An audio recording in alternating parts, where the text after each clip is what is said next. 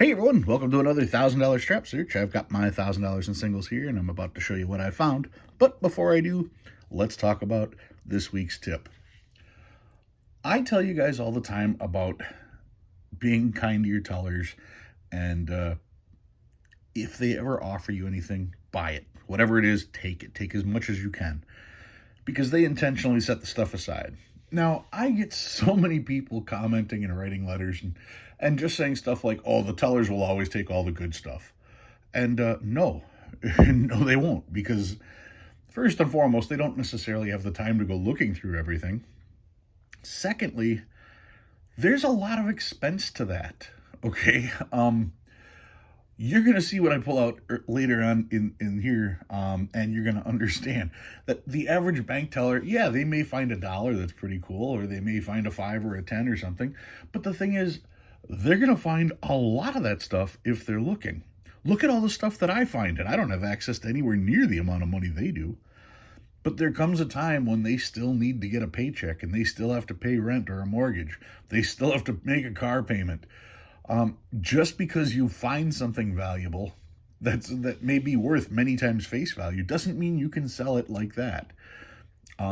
So a teller cannot necessarily save every single note they run across. So yes, be kind to your tellers because they will save stuff. And they may keep the absolute best stuff for you or for themselves, but everything else will go for you. And everything else is sometimes a lot and sometimes really good. So don't fall for that where you think the tellers are going to save everything, so you're not going to bother to ask. And like I said, I'll get into that in a little bit. All right, got my $1,000 in singles here. Let's get these out of the way. This is the final installment of my Vegas money. I went to Vegas. I brought back 4,000 singles. These singles here are from downtown. Now, downtown Vegas, that's kind of where... I don't want to say the broke people hang out, but downtown Vegas is very, I don't even know if cheap's the right word. It's not the same upper class as you're going to find at Bellagio and the Wynn and stuff like that. You're going to find a lot more jeans and t-shirts there. Walking down Fremont Street, you will smell rotten beer, rotten people, and rotten weed. These are the things that you smell on Fremont Street. Anyway, there are a lot of hotels downtown. This stack came from Main Street Station, Four Queens, Fremont, Binions, El Cortez, California, Circa, The Grand, Golden Nugget. And then there was one casino on the outskirts. It's actually closer to the Strip that I put in here, Ellis Island. That one I included in the downtown just because it's a really small place. That one's more of a locals casino, but I had to put it somewhere, so I put it with the downtown stuff. Anyway, these are the downtown casino finds. Let's show you what I come up with. First of all, I got a Where's George. This one came from Main Street Station, so I will be sure to enter this one in my on the computer. Found a birthday note, 1996, June 21st, so that was pretty cool. Let's see, what else do we got here? 4 pairs, 66442200. Some people would also call that a downward ladder because the numbers are descending. I don't necessarily save 4 pairs, but if I find the pairs together like that, I find that interesting, so that I will generally save. This one came from Binions. Then I've got this one here, 61969619. That one's pretty interesting. Is this the one I was thinking about before? 6196. If I flip it over, 6196. It is. And let's continue on. 9619. 9619. Okay. I remember finding this and I remember thinking about it. I've talked to you guys about rotators. A rotator is a note that can be read the same for top to bottom as upside down, okay? And a lot of people think that means 6s, 0s, and 9s in any order. And no, that's not exactly what I'm talking about. What I'm talking about is a note like this. You've got 6196. Now, I know 1 isn't supposed to count, but bear with me. 6196. Those are the first 4 digits. If I turn it upside down, you have 6196. Okay. Once again, we'll go this way. The last one, the last four digits are 9619. Turn it over.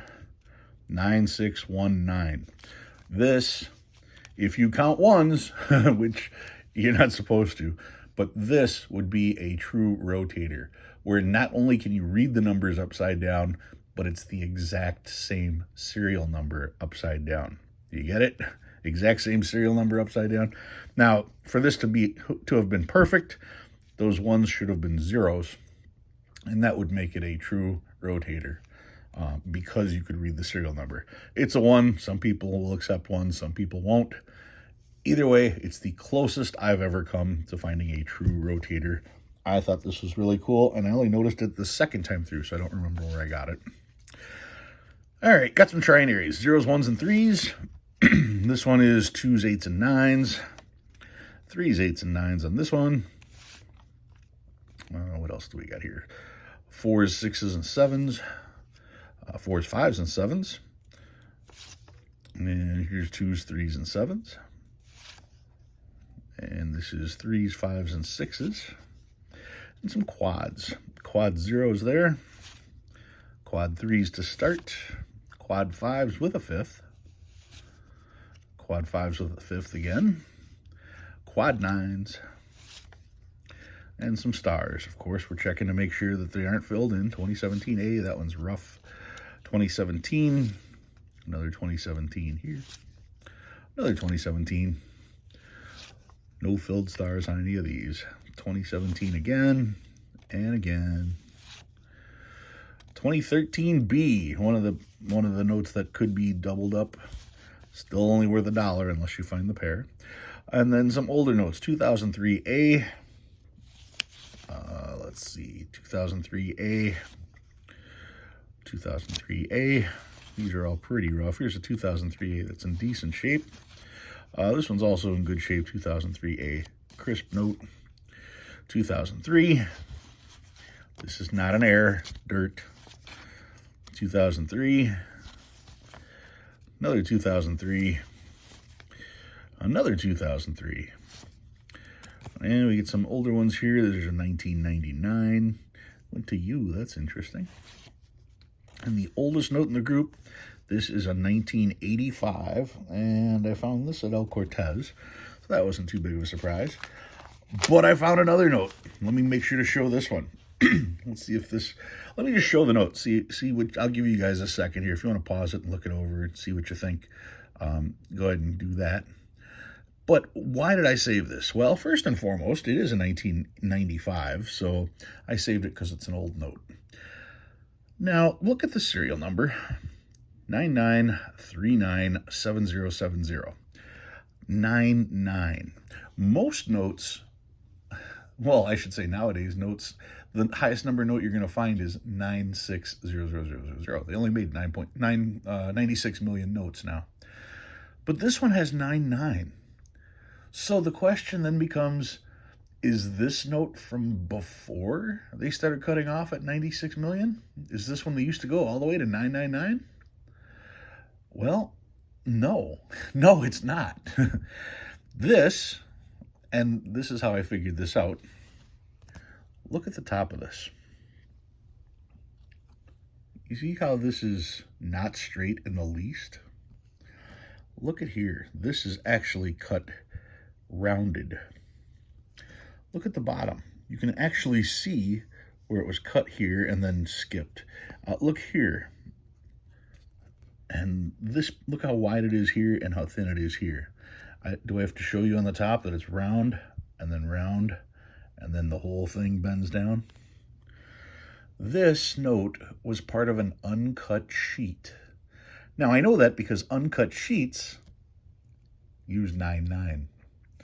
So that serial number was a dead giveaway that this note was cut from a sheet. Now, not only was it cut from a sheet, it was cut poorly from a sheet. That's how I determined that it was officially cut from a sheet, because whoever cut it did it terrible. I have the feeling that somebody may have found this in somebody's house and went, oh, what am I going to do with this? And just cut the bills apart and spent them, not realizing that an uncut sheet is worth a little bit of money. But yeah, the giveaway is that 99. I always look for high serial numbers because I do. I mean, I think usually, anything that's 9599 is my starting point. So as soon as I saw 99, I got all kinds of excited on this one. But then to see, maybe does it show up even clearer here? Yeah. To see on the back and on the front how this is just so poorly cut, and with that serial number, crystal clear that this was from an uncut sheet. Now, of all the notes that I've gone through in my searching days, I have never found a note that had been cut out from an uncut sheet. So this was a first for me, and I just thought that was incredibly cool. All right, what do I have for you guys this week for special stuff? Well, one of my bank tellers, when I went to cash in some singles, said, we've got some old $100 bills. And they weren't kidding. Here's a 1950 $100 bill. What's this one? Also 1950. Look at the condition of these two. They're beautiful. Here's 1934B. Well, it looks like a little bit of a counter stamp here. And for those of you who would not like the fact that I light up eBay sellers who think counter stamps are worth more, no, that detracts from the value. This without the counter stamp would be worth more. It also happens to be a Minneapolis note, which is pretty cool too.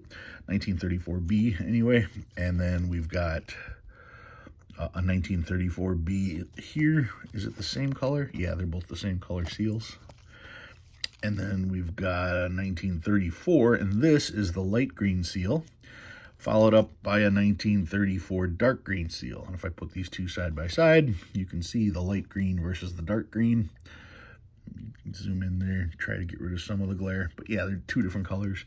Maybe if I show the serial number, that'll show it a little bit better. Yeah. Anyway, I was able to get these, and if I just flash through the backs real quick, you can see the condition on these are really, really good. And I got these for face value because the teller, like some of you say, the teller should have bought these, but the teller didn't have $600 on them to buy these. So I was able to get them. Now, once again, I was trying to get stuff collected for my vacation when the teller showed me this. So yeah, I happened to have a bunch of money on me. Wasn't really expecting to spend $600 when I went to the bank, but what are you going to do? I'm not going to let these go. These are in great condition, and there's no way that I'm just going to let these go get shredded. So I scooped them up, and in fact, one of these notes is in my next Buy It Now auction. So you can look forward to seeing that. Anyway, that's what I've got for you guys this week. A bunch of small head $100 bills that I got for face value, anywhere from 1934 to 1950. Actually, I got the book here. Let's take a quick peek just to see what these are worth. Now, you guys saw the condition. Very easy to call those 20 or better. And let's see what we got here. Look on this side. Here's 1950. 1958. Mine are 1950. And the first number is in 20. So that would be $125 on average for those. So yeah, they're worth at least $125, if not more, based on condition. And if we were to check out those 1934s, let's see, there's 1934B right here. Those run about $175 to $150, depending on which one they're from. I think mine's Chicago, so only $150. $150 for what I purchased for face value.